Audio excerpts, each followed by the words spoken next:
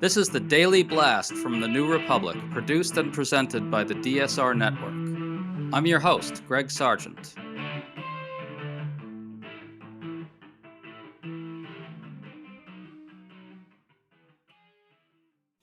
Donald Trump just uttered an extraordinary quote. He said this, "I don't care about the midterms." But it actually got more revealing from there on out. In discussing what just happened in Texas, where the MAGA extremist will now be the GOP nominee in the Senate race, Trump accidentally revealed that he's still under the delusion that he and MAGA are popular. Meanwhile, 3 different indicators in the polling contain terrible news for Trump and the GOP. And new reports say that Republicans are growing more alarmed about the midterms.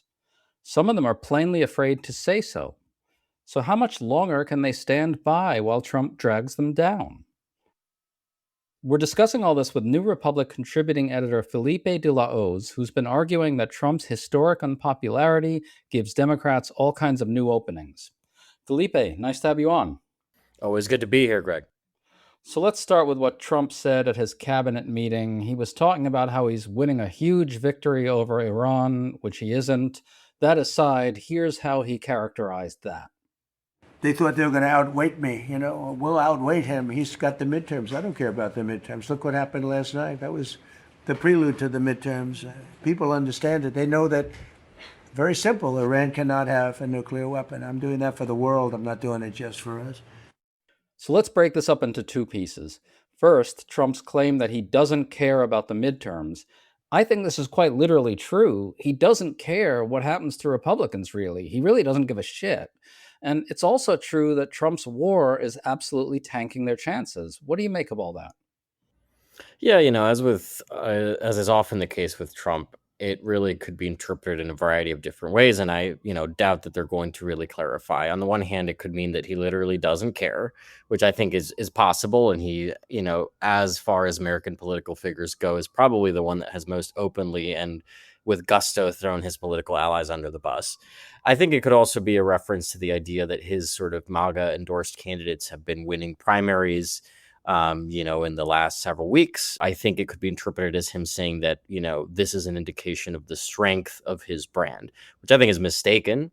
We saw something similar play out, I think, in 2018 and 2020 with his sort of, MAGA candidates winning primaries and then getting slaughtered in the general.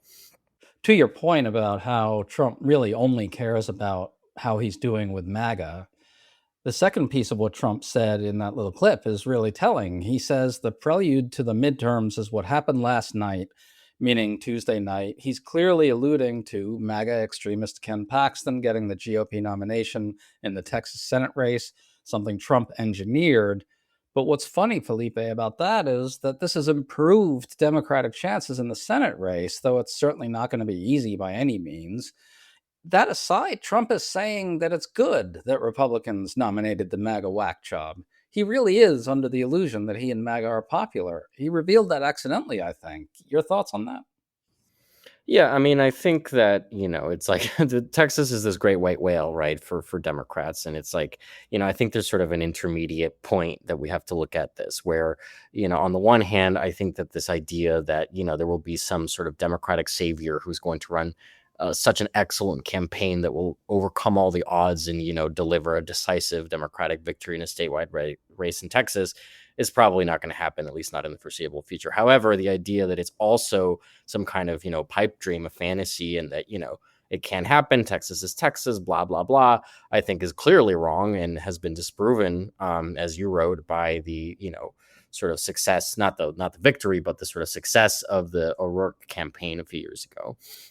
And so, I remember actually when Trump endorsed Paxton, which was, on the eve of the election, that there was a lot of reporting about how Republican strategists in the state and in Washington were furious and sort of already sort of almost not writing off the race, but really concerned about the impact that this was going to have. And I think they're looking at the same polling, more polling than we are. They have their own internal polling, and they realize that this is going to be, I think, disastrous. And James Tallarico, I think, as you wrote, is someone who has, several sort of layers of credibility. He has the angle of his faith, which is something that we haven't necessarily seen a Democrat successfully exploit in sort of a race like this. And I think there's something interesting about him, which is that so far what we've seen is that, he is very willing and able to attempt to welcome some of the moderates and the independents,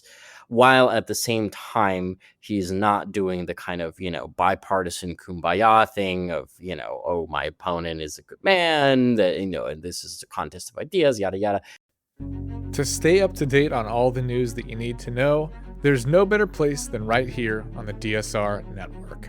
And there's no better way to enjoy the DSR network than by becoming a member. Members enjoy an ad-free listening experience, access to our Discord community, exclusive content, early episode access, and more. Use code DSR26 for a 25% off discount on sign up at thedsrnetwork.com. That's code DSR26 at thedsrnetwork.com/buy. Thank you and enjoy the show.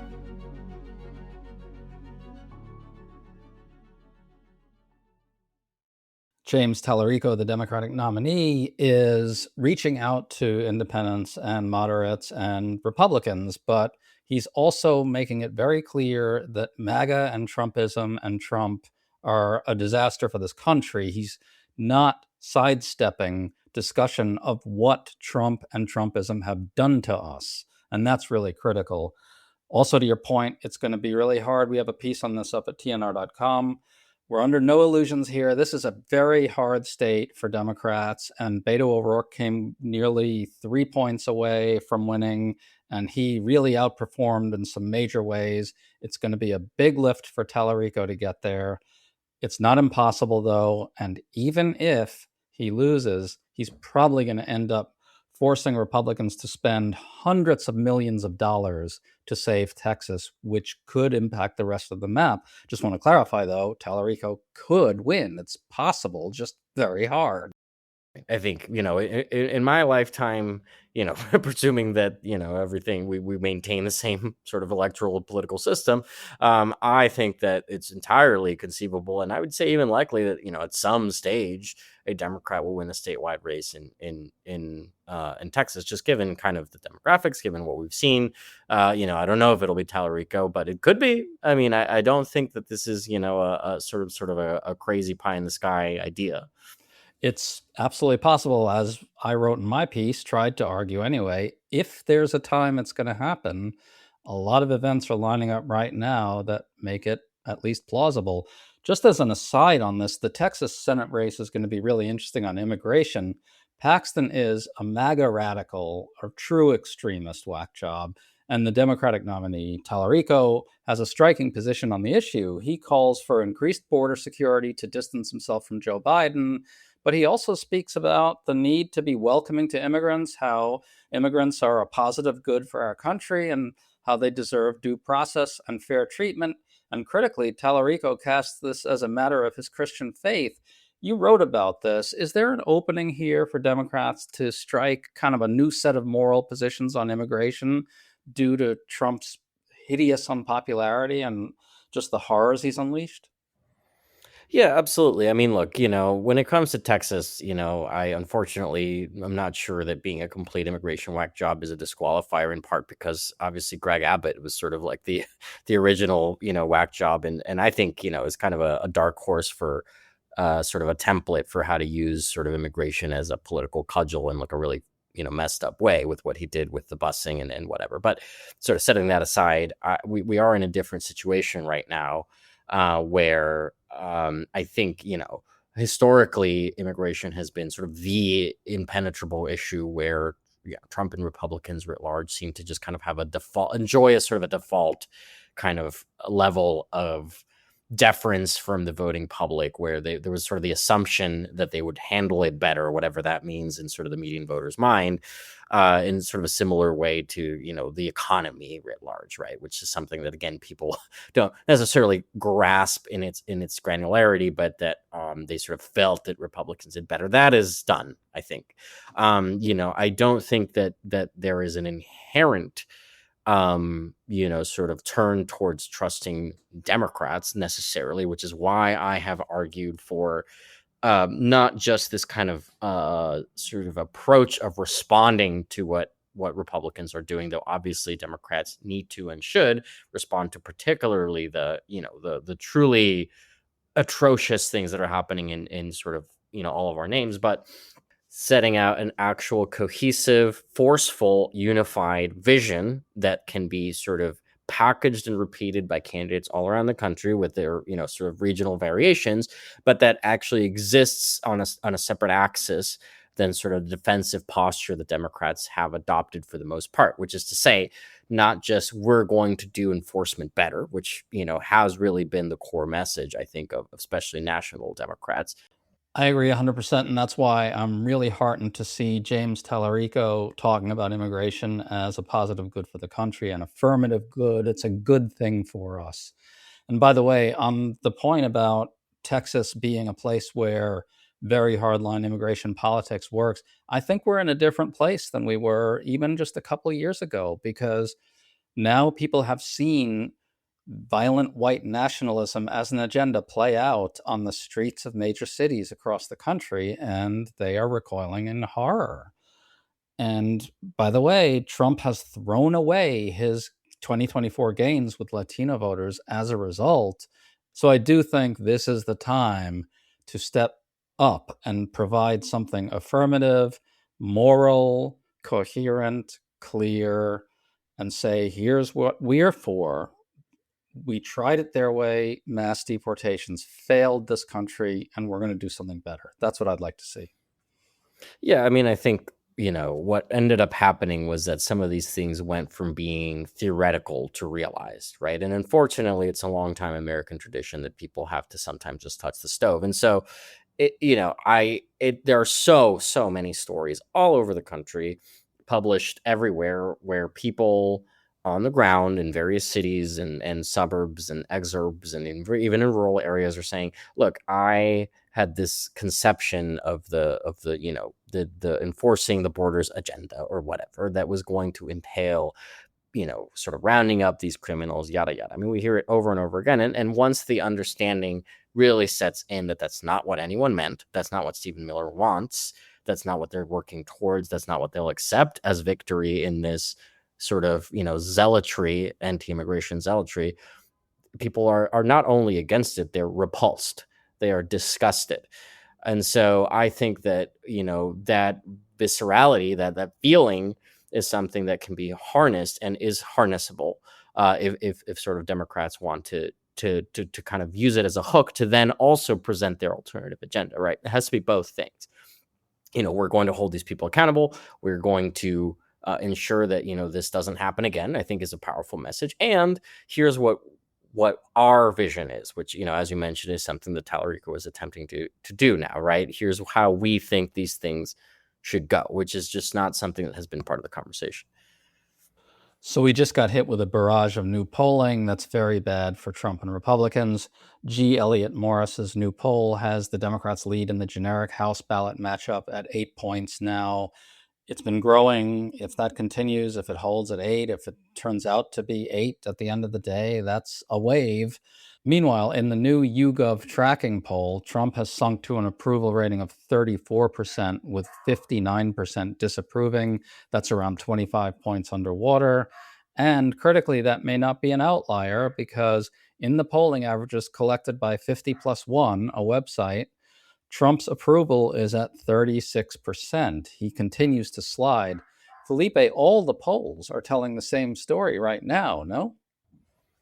Yeah, I think so. And look, I mean, I know that there's been a lot of skepticism about polling that has been sort of born out of the last several years, where there have been some, I think, significant misses, let's call it. But I don't think there's any way to ignore the totality of the polling here. And it's palpable. I mean, it's palpable all around the country that there is a discontent, and there is a sense that people were sold a bill of goods that wasn't true, that, it's like almost every day I hear Trump or some of his cadre say something that it's just like a dream for a Democratic strategist, right? The idea that they have unified behind the notion of a large billion-dollar ballroom as some sort of, necessary policy, as sort of a, an objective. This grand objective is laughable, right? Especially when people are struggling economically. And it's like there's this trend that exists already, and then every day there's sort of lustily shooting themselves in the foot, because I think they're just sort of incapable. Nobody wants to displease the king. Even Trump's Republican allies are admitting this. The New York Times had a pretty remarkable piece just a couple days ago reporting that Republicans are growing frustrated by Trump's megalomania, basically. They put it a little more politely than that, but that's what they meant. It's Trump obsessing over his ballroom, obsessing over monuments to himself. That's really panicking Republicans. And they're afraid to, of course, say outright that this is what's happening. And so that just makes it worse. A couple quotes from Republican strategists that I want to read. One is from Whit Ayers, a Republican pollster. He says, quote, "If Trump's highest goal were to maintain control of Congress, he would not be doing what he is doing." And then on top of that, we've got David Urban, a Republican strategist and ally of Trump, telling The Independent this, quote, "It's going to be a tough fall unless things dramatically change," close quote. Felipe, it's an interesting loop and an interesting trap that they're kind of caught in here. The megalomania is sinking them, but it's also the megalomania that prevents them from going to Trump and saying, we really need a change here, right? Yeah, I mean, I think it's like, they have seen the primary results, as we all have, where, Bill Cassidy got knocked off, even though he voted, infamously now to confirm RFK Jr. as I think, sort of a bone to Trump and all this stuff. And it wasn't enough to save him. And so they're all terrified that, either basically they'll either lose the primary or the general, right? It's sort of the position that I think a lot of these electors find themselves in. And I think like one thing that it's important to keep in mind is that what we've seen for the last a year and a half is a Congress that has been sort of fundamentally absent from kind of like the mechanics of government. It's a Congress that has openly allowed Trump to kind of usurp their constitutionally delegated functions, whether it be tariffs or whatever else, right? That is fine with it, has allowed it to happen, and has been paralyzed, to the point where it's just like passing a budget with very little policy, just the very, very basic mechanics of keeping government open is like some sort of feat. And so what I think, Democrats would also do well to remind people is that this isn't just about, acting as a check on Trump necessarily, but that if Democrats were to take control of the House and the Senate, then a lot of things could be put into motion that would could severely constrain and actually very functionally limit what sort of Trump is able to do, right? Like Congress can take away some of these executive tools that have been misused, right? Congress can haul officials in under oath and sort of force them to testify about certain things. To conclude this, I really think that after 2026, American politics could get a lot crazier even than it is right now. That's going to be pretty crazy too, and it's going to be pretty rough going, I think, for a lot of us. But Trump is out there now saying that he doesn't care about the midterms. I think he's going to care about them soon enough. Felipe de la Hoz, thanks for coming on. Great to talk to you. Thanks so much, Greg. Here whenever you need me.